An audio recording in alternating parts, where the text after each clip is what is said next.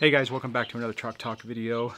I reached out to the channel members and asked them for some topics because I know I've been a little remiss in making videos. Hopefully that bird's not too annoying. And I got a couple of suggestions, so I'm going to make two different videos, but this will be the first one. And it comes from a channel member who says, how to give back and support other men after the smoke settles and the calm is obtained.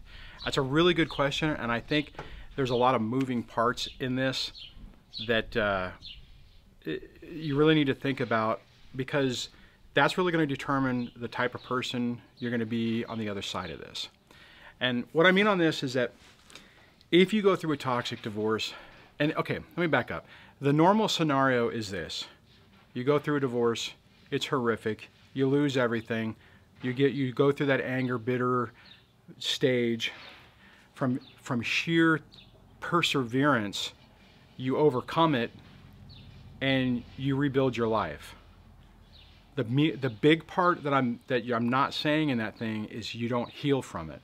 And what happens when you go that route, which I think is, if you don't put in the work, that's typically what happens.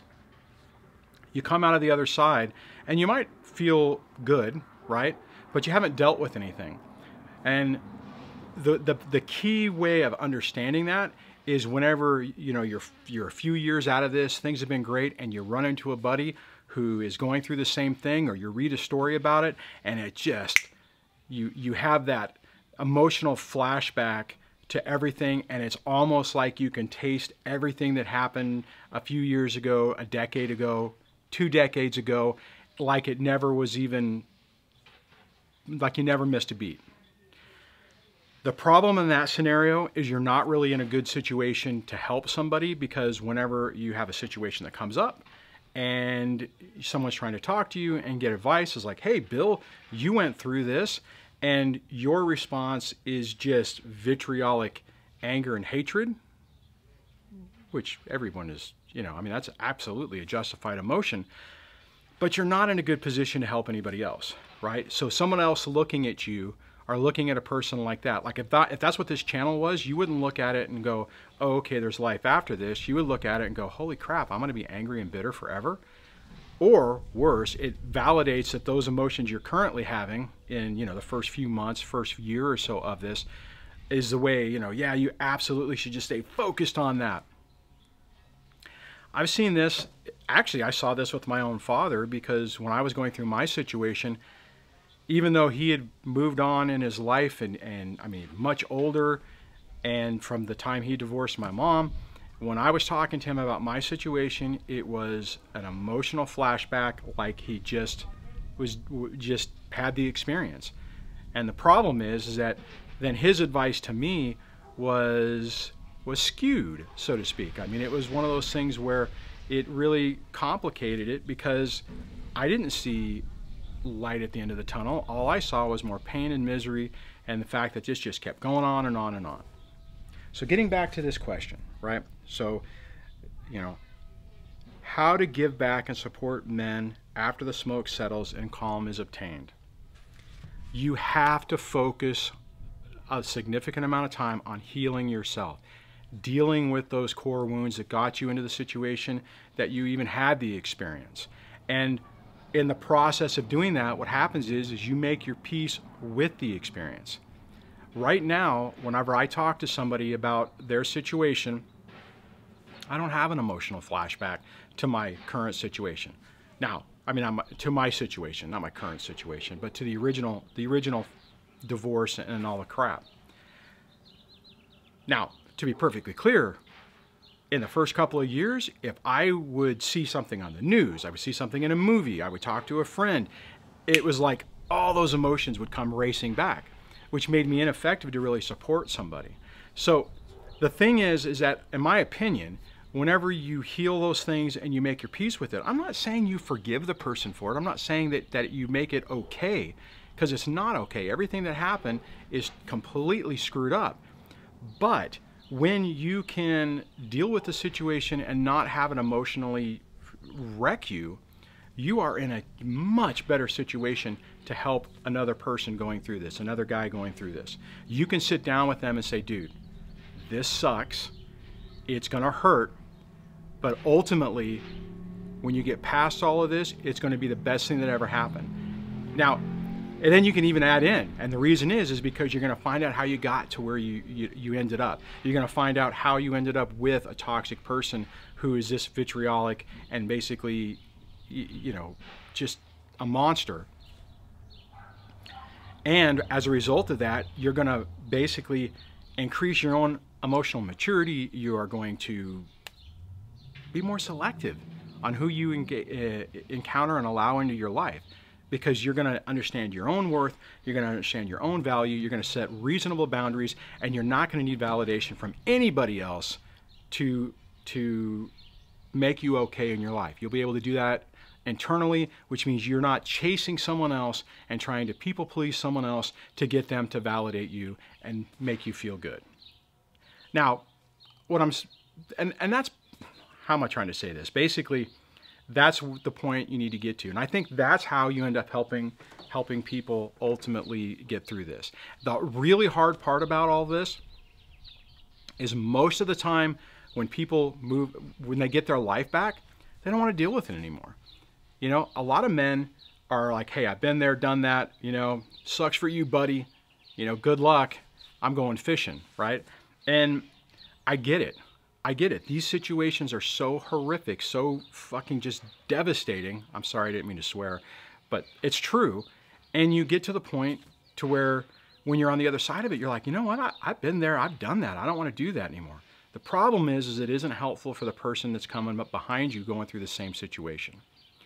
And the other flip side to this is that in the vacuum of really good quality people to help guide someone through this, they will seek out information. I did the same thing. And you end up finding other sources of information that are maybe toxic in their own right. There's a period of time where they're okay. And what I'm talking about is like MGTOW, men going their own way. A lot of value in it, a lot of underlying positive information in there, but there's also a lot of negative stuff, right? It's that negativity that, you know, all women suck, all women are horrible, and, you know, just stay away from them, and you know, whatever. The reality is that whenever our emotional maturity is low and we're following into this paradigm of not having healthy boundaries, not respecting ourselves, we allow negative crap into our lives. That's where that, you know, when people talk about just getting down that road, whenever people say, oh, the unicorn, you know, not all women are, not all women are like that. Well, the reality is that if you don't heal yourself, if you stay in that mode, you are going to attract the exact same person that you had before. So you're going to basically be surrounding yourself with the same toxic people, the same toxic emotional behavior. And if you get into relationships with somebody, the same damn thing is going to happen. You have to have better emotional boundaries, better self-worth, so you don't allow it to happen. So if you get involved in a relationship where someone's playing emotional games with you, you recognize it, you say, nope, I'm not into that. And you don't need that person to validate your life. You don't need, you know, a trophy on your arm or somebody else to just so you're not alone. I hope that makes sense. So the value on this is once you heal, you get to be more selective on, I'm not even talking about relationships. I mean, relationships as in everything's a relationship, but I mean like, you know, girlfriends or marriage and stuff like that. You'll get to the point where you'll look at even your friends and say, man, I've known this guy for 20 years of my life or 30 years of my life, and they are not a positive influence in my life. They are negative. I don't need that crap in my life.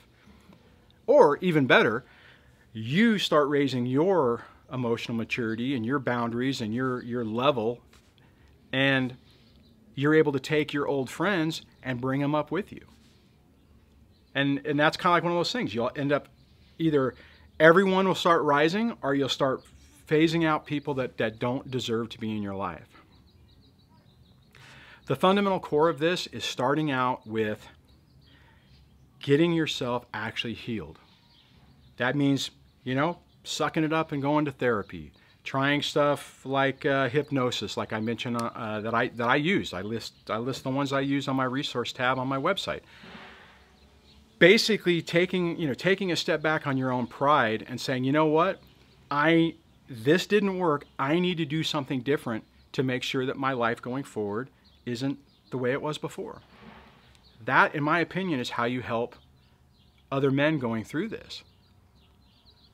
It's important. I guess the thing I would ask for everybody on this channel, and I know that a lot of people, they heal from this, they watch the videos, they watch my channel, they watch other channels, they get their lives back, and they don't need it anymore. And they don't want it, right? I mean, once you've got the message, you don't need to keep watching videos on it. Which is partly the reason why I created that other channel, so that there's another thing for me to work on, and another thing for other people to stay connected, but not have to listen to all the narcissism and the toxic divorces and the parental alienation, all that stuff, which is all really important. But once you've got a handle on it, you don't need it. Here's the difference. If you're healed and someone else is having a problem, then you have more empathy for that person to help them through it. You know, and I think that's really the key. And then you could do two things, right? So if you're that stable person that they know, that they can look to and say, okay, Bill, using the Bill analogy, you know, Bill went through this. I remember because he went through it, and now his life's better, and this is the path he used, and wow, okay, I want to be more like Bill. And Bill can turn around and say, hey, watch this knucklehead on YouTube, check out his channel, DSD, and you'll see a bunch of information that helped me, that will help you. And you can see that you know, that's another example of somebody that's been able to turn their life around. It's a really great question, and I think the problem is, like I mentioned at the beginning, is oftentimes people don't really heal from this. They take everything and they put it in a box and they throw it under the bed, and they don't heal. The best way to know if you haven't healed from this is if something causes an emotional flashback or a CPTSD, a complex post-traumatic stress response, or to be perfectly honest, a lot of times if it's just the divorce, it'll just be a regular PTSD response because you know exactly what it is, and you'll have those instant flare-ups. If you're having those, you haven't healed, and you owe it to yourself to work on those emotional wounds, heal them, and really get your life back. So, I mean, I'll tell you, I was talking to someone the other day, another example of something that used to really get under my craw and really make me angry, is if somebody was to say, you know, oh, your wife, and I'm like, nope, you know, divorced, you know, I'm not married to that person anymore, you know, get all animated and everything. I think I made the mistake the other day, and I ended up saying, when I was talking about the ex, I said wife without the ex in front of it, and it almost was funny. I was like, wow, you know, I just said that and it didn't even bother me. Whereas before, I would have one of those emotional flashbacks. I mean, I'm kind of, guys, I've gone through this. I've felt the pain. I felt like I would never get better. I felt like I would have this dull, aching pain for the rest of my life, and everything would be tainted. And with the proper work, and it's not easy. I mean, I hate to say this, but, you know, full disclosure, put my man card on the table back there. I was going through therapy. I was talking to a therapist. I got to the point I was doing it once a week. I was spiraling out of control. Thank God I reached out for help. Thank God I utilized the resources that were with me, because who knows what would have happened if I would have been just trying to deal with this on my own. And it was not easy. I was not having a good time. In the beginning part of a lot of my older videos from the first year of the channel, I talked a lot about the dark days of this. I was out of the dark days then, but I knew some friends that were going through it, and I could remember how I felt in those dark days. And that's really the key on this, in my opinion, is helping people, helping men, helping anybody going through this, to be perfectly honest, in those initial couple of years, because it is not good. Your whole life has been ripped upside down and just obliterated, and you lose all hope, and you lose all, what's the word I'm looking for, like potential that this is all gonna get better. So I'm curious what you think about, what are your ideas on being able to help people going through this? And what do you agree with me or not? This is my experience, and this is the way I've approached it, and this is the whole reason why I've created the channel, but there's other people who have differing views. I'd love to hear what you have to think too. So put those in the comments below. If you're new to this channel, please subscribe, hit the bell notification so that YouTube tells you what's going on.